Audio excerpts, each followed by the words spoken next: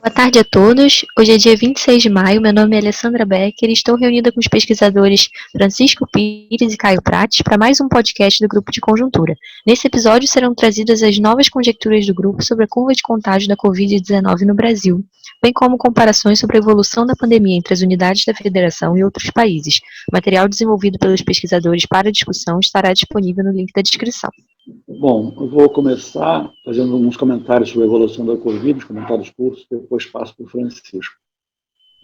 O ponto aí é que a evolução da Covid no Brasil continua muito preocupante. Ela está apontando para um número de mortes nessa que a gente está chamando de primeira fase da Covid. Primeira fase porque ninguém sabe, é provável que aconteçam outras fases de recrudescimento, de volta de contágio no Brasil e no mundo, mas enfim, essa primeira fase nós estamos caminhando para encerrar, chegar no final dela com um número de mortes bem superior ao que a gente imaginava há pouco tempo atrás.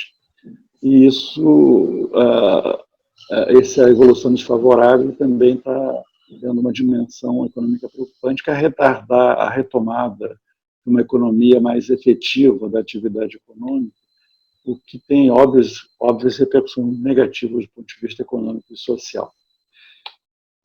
Vou me concentrar só em dois dados e passar para o Francisco. Um primeiro dado é que, se nós olharmos o número total de mortes, de novas mortes que ocorreram na última semana no mundo, nós temos números aí arredondando de 28.200 pessoas que morreram. Nos Estados Unidos, que foi o que teve maior contribuição para esses 28.200, morreram 8.800 pessoas. E no Brasil, 6.700, arredondando, o que significa que o Brasil representou algo como quase 24% do total de mortes do mundo na última semana. Bem, é claro que esse é um indicador do número absoluto de mortes, e por esse indicador, o Brasil, como o Brasil está ainda numa ascensão do número semanal de mortes, e os Estados Unidos com viés de queda, algo como em 2 semanas assumiremos o primeiro lugar como país no mundo com mais mortes na semana pela Covid-19. Então, esse é um indicador, de fato, da dimensão do problema. É claro que, se for comparar em termos relativos o efeito da Covid no Brasil, o critério teria que ser outro, e não o número absoluto de mortes, teria que ser ponderar pelo tamanho da população. Nesse caso, na última vez que eu olhei, o Brasil ainda estava em 17º lugar no mundo, mas isso, confesso que não atualizei em um período muito recente, mas acho que deve estar por aí ainda. O segundo indicador que eu queria destacar, que parece particularmente preocupante, tem a ver com a nossa discussão de flexibilização da atividade econômica, é que, com todo esse quadro negativo de número de mortes semanais, sequer atingimos ainda o pico do número semanal de mortes. Ainda eu fiz uma conta, uma maneira de a gente olhar o quão distante a gente estaria desse pico, por um indicador específico, para a gente ter só uma ideia, e a questão é a seguinte: se a gente levar em conta que na última semana a taxa média diária de crescimento do total de mortes do país foi de 4,9 ao dia, ou total de mortes, em média, o requisito para que nessa semana que nós estamos vivendo o número de mortes seja igual ao da semana anterior, encerrada ontem, o requisito seria que essa queda, a taxa diária caísse para 3,6, de 4,9 para 3,6, a taxa média nos próximos 7 dias, a partir de hoje. À luz do ritmo de queda dessa taxa que vem ocorrendo, um ritmo lento nas últimas semanas, parece improvável que a gente atinja essa taxa daqui a 7 dias e, portanto, não chegaremos ao pico nessa semana, o pico de mortes semanais. Mas não está afastada a possibilidade de que isso ocorra daqui a 2 semanas. Eu acho que é uma hipótese perfeitamente plausível. Vamos ver como é que as coisas evoluem para chegarmos aí.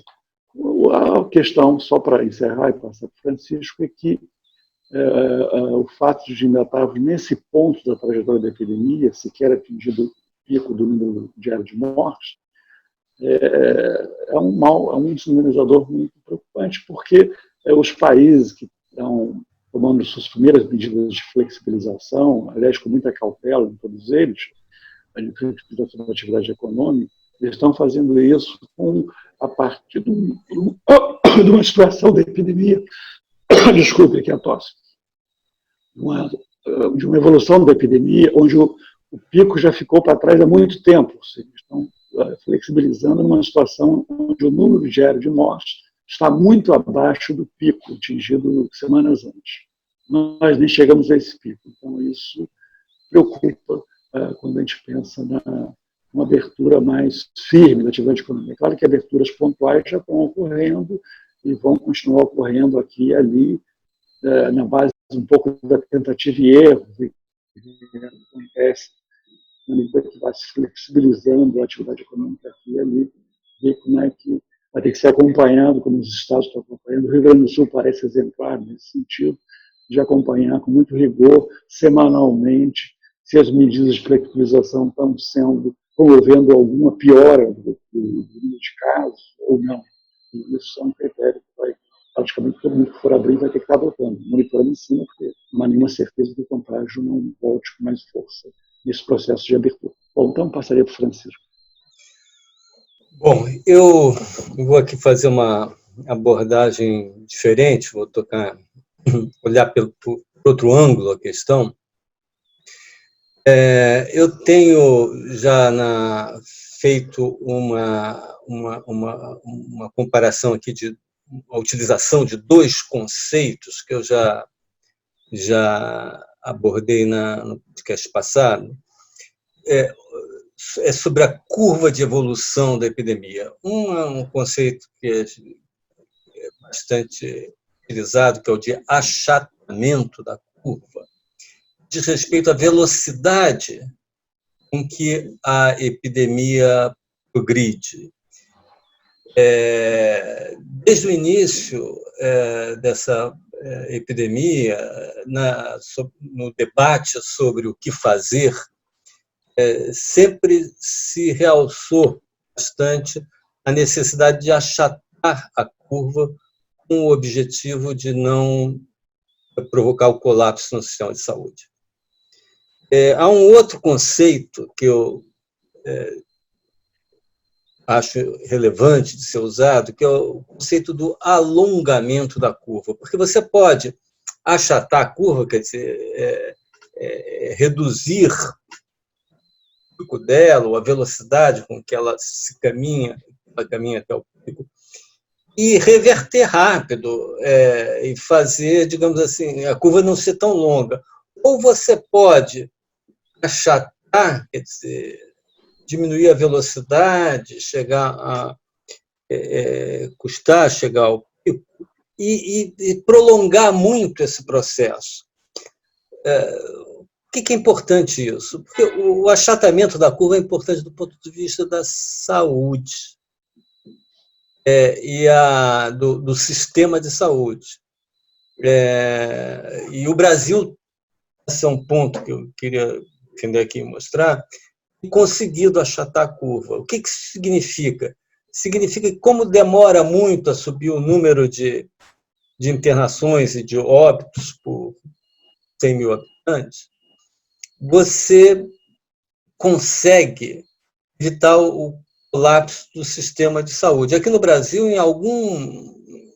aqui ou ali houve esse colapso, como, por exemplo, em Manaus, mas Manaus não achatou a curva, que é o que eu vou mostrar aqui. Em São Paulo não houve esse colapso.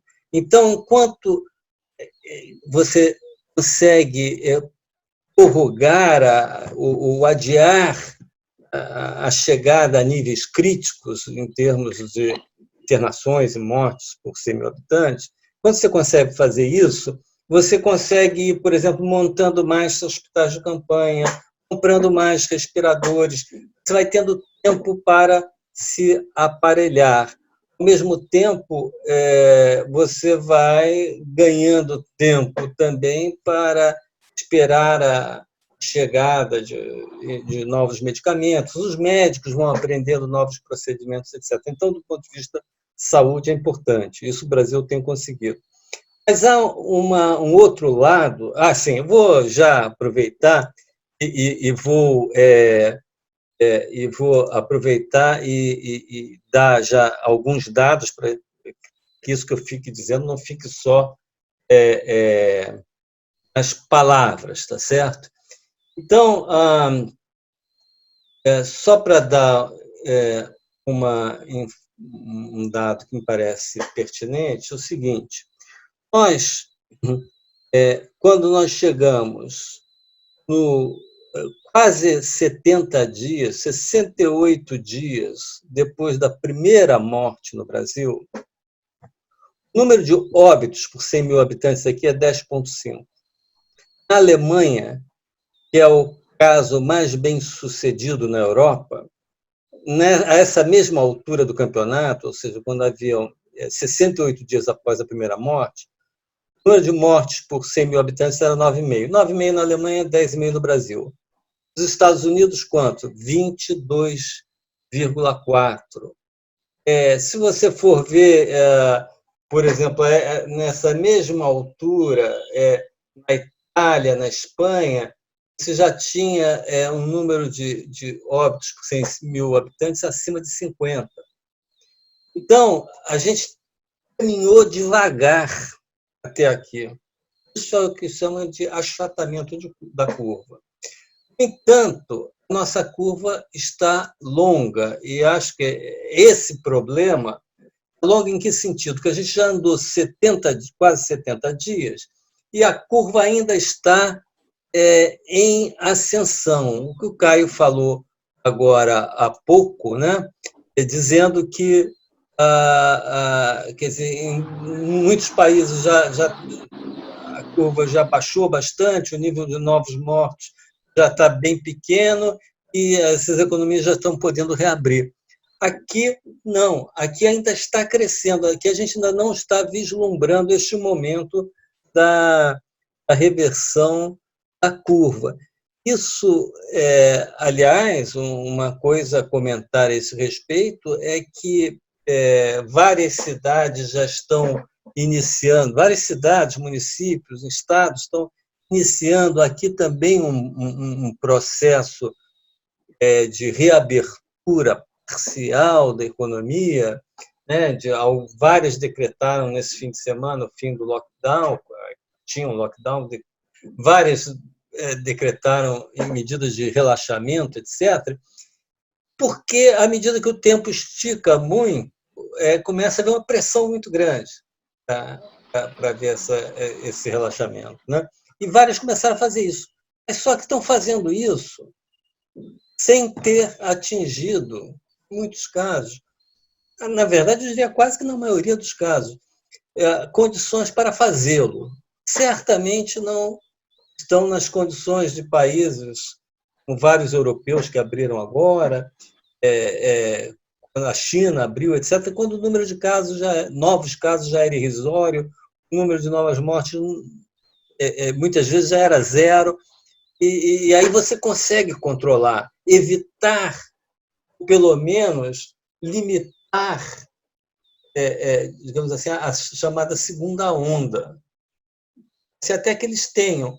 No nosso caso, a probabilidade é muito maior. Então, esse é um dado bastante preocupante no nosso caso. O achatamento foi bom, mas o fato de que a gente fez por várias razões, um isolamento mais ou menos, a meia bomba, etc., o fato é que a nossa curva está se estendendo demais e nós estamos já começando a entrar nesta fase de reabertura em algumas partes, não em São Paulo, não no Rio de Janeiro, mas em algumas partes do Brasil, antes de que as condições estejam asseguradas para isso.